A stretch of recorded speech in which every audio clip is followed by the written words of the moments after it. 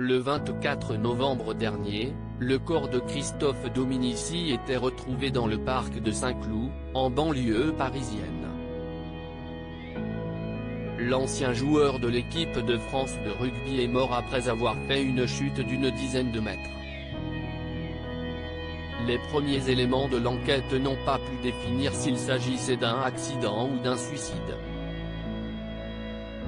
Ce mot de suicide, son père, Jeannot Dominici, ne veut pas le prononcer. Il préfère parler d'une chute pendant une crise, une bouffée délirante aiguë. Dans les colonnes de nos confrères de Paris Match, ce samedi 6 mars, celui qui vient de perdre son fils après avoir perdu sa fille en 1986 dans un accident de voiture fait part de sa colère de ne pas avoir compris que Christophe n'était pas bien. Je m'en veux. On aurait pu le sauver, ça tient à si peu de choses.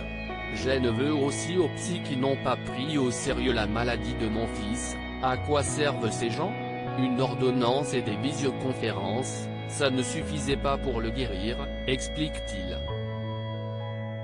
Depuis plusieurs mois, Christophe Dominici traversait, en effet, une profonde dépression.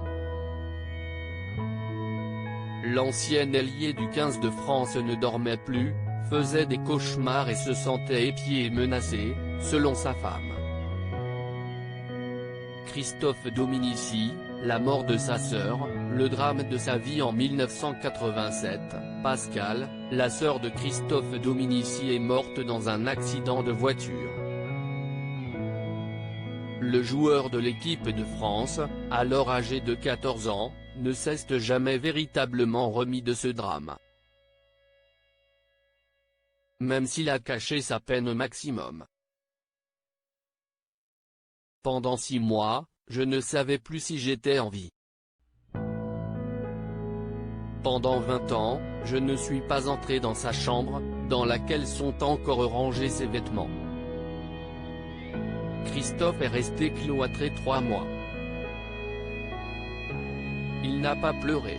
Aucun de nous trois ne s'est remis de cette perte, explique son père, dans les colonnes de Paris Match.